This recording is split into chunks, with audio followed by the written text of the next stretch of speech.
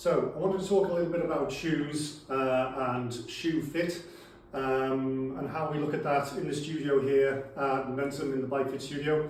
So obviously one of the common issues that people have is they come in complaining of foot pain, and there's several different ways of managing that situation. Historically, obviously in a smaller studio which isn't necessarily set up as a retail facility, then having a whole range of shoe sizes and everything else can prove a little bit tricky and expensive just to do.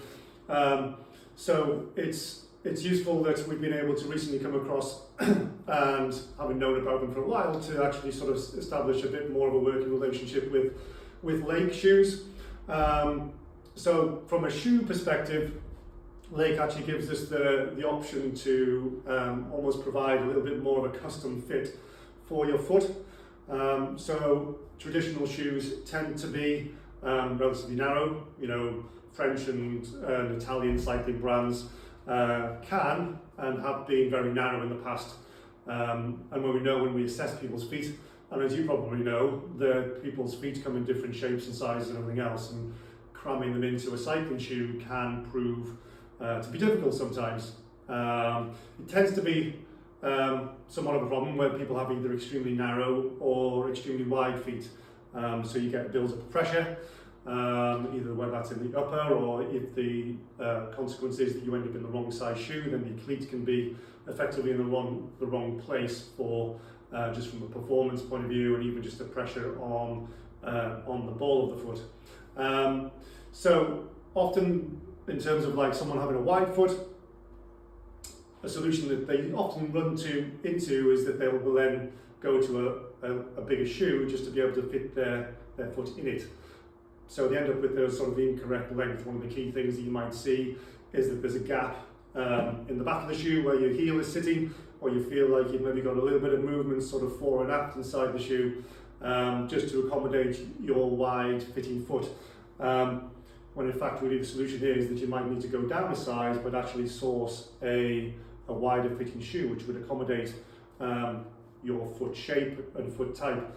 So in terms of Lake shoes, for example, so what Lake have managed to do is they make different width fittings across a few different styles and a few different styles of shoe, so that they can come in either a narrow, a regular, or a wide fitting. So the regular fit is probably more akin to other people's, the shoes that do a wider fitting shoe, more akin to their sizing. So people with extra wide feet even won't fit in a wide fitting shoe from a different brand. So Lake is pretty much the only shoe that will actually sort of change the last of the shoe. So in other words, the piece of the shoe that actually provides you with the support and the platform to apply force on the pedal stroke is actually more like the dimension of your wide foot. So they do an extra wide fitting shoe as well. A wide fitting shoe, which probably is just wider than anything else on the market. And depending which model you go for, can accommodate different shaped feet as well. For example, the 242 is a shoe of that type. So if you wanted to micro adjust the pressure in your foot, so for example, people that might have a bunion on the inside next to the big toe, in other words, that sort of little deformity that people can evolve over time, you can accommodate that by having a separate piece in the top of the shoe here, which you can micro adjust with a separate boa. So people with extra wide feet, especially those with a bit of a deformity in the forefoot, particularly around that bunion, you can micro adjust it, specifically tension it at different parts in the upper to accommodate the shape of your foot, as well as coming in those different width fittings as well. So just really dialing it in. There's a couple of different ways that we would do that. There's multiple times where someone would come in and we might have to recommend them a shoe based on what we see just as they present. Historically, obviously, we've tried to just work with the shoe that people have come in with and make that as comfortable as we can, but obviously there's a limit if it's the wrong shoe and the wrong size to be able to do that. You know, people with high volume feet as well. In other words, they are sort of either people with a high arch or a high midfoot, and you end up having to crank down quite a lot of pressure on top of your foot there. Or, you know, people that either struggle to get a Velcro fastening across the top of the foot. You know, a shoe shouldn't fit like that. And for the amount of time and the amount of miles, the amount of force that you put through a pedal, you really should be looking for something more optimal than that. So we would size in a couple of different ways. If you remember when you were a kid and you went back to buy school shoes, or you went to Clark's, then they would have a device like this, which is called a Brannock device, where we'll basically be able to measure the length of your foot, the arch length, which is slightly less relevant when it comes to a cycling shoe as opposed to a running or an everyday shoe, and then the relevant width here. So it'll give us an indication in terms of where your foot sits in terms of relevant to the shoe size that you bring in with you, whether it is, you know, 1, 2, 3 sizes wrong, and also where your foot is in terms of narrow, regular or wide fit. Length themselves obviously do a slightly different brand specific tool as well in measuring the length, and then you can place the forefoot across the stick here, which would then indicate, at least from what the size is, where you would be in terms of either a regular or a wide fit. So, you know, actually having a foot assessment is super important when you're looking at just getting the right thing on your foot, for both from a comfort, a stability, and prospectively a performance point of view. So, you know, that's that point on the pedal stroke, that contact point where you are applying the most force. So if your foot is unstable or uncomfortable within a shoe, then you need to really sort of look at that. It can be influenced by the overall position of the bike, so it's not like we would tend to look at this as a separate entity, but including it and dialing it in when you have a positional assessment is really the gold standard when it comes to taking into consideration all these different components of the bike, so both the contact points and then also just where you're positioned in between those contact points. You know, because even if your saddle height's wrong, or your saddle isn't the right shape, you know, will influence up and down in terms of the shoe could be uncomfortable as a result of that. Likewise, if the shoe doesn't fit and you're not stable at that contact point, it can affect comfort at the saddle as well, because either you're moving around or you're not providing that stability from the ground up effectively, or the foot up, as well as it working both ways in terms of saddle stability from your pelvis down, where you need to be strong and supported.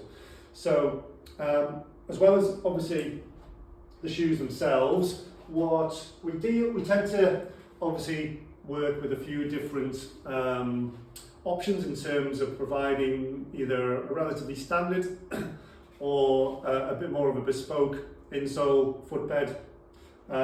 So we tend to use 2 or 3 different ones in the studio here.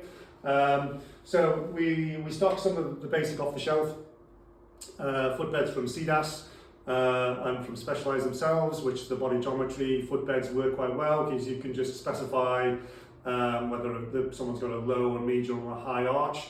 At the end of the day, we're just trying to stabilize the foot, often provide just a contact point in the arch itself. So you're just stabilizing the foot in the shoe so that we're not getting a lot of excessive movement, and your foot feels comfortable but locked into place. So when you're applying that force, your foot's not just moving around excessively. Likewise, then you've got, again, an off-the-shelf one, but this is sort of heat moldable. So this is from GBMIs, which is the company that we work with when it comes to saddle pressure mapping. So they've developed a range of both custom and an off-the-shelf footbed, which comes again in different arch heights, but this one you can actually heat mold to sort of shape it to some extent to the shape of your foot. You know, so if you haven't got an overly complicated foot, then these will work quite well in terms of providing like a nice basic level of support, which will be quite individualized as well. We've also got the Retool body geometry footbeds as well, which are a little bit more customized. These come in a blank slate, as it were, which we then have a mold that we would shape to your foot and then heat mold this into the shoe itself. So again, it's a little bit more bespoke and a bit more specific and a bit more individualised, and getting the combination right in terms of a footbed and the correct shoe fit can be somewhat of a game changer when it comes to just affecting the overall comfort and your fit coordinates on the bike.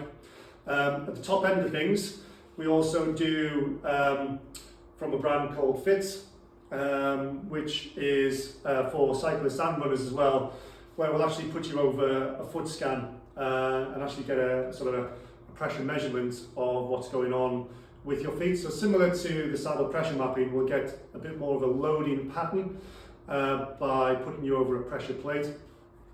And then we can produce what is a 3D printed orthotic, which again, this is really sort of specific to you and is almost, I guess, the gold standard in terms of individuality. And so for those that maybe have a little bit more of a specific biomechanical issue, then usually we would recommend going to this. This is just the base plate. What you would end up with is usually having a thin top cover on top of this.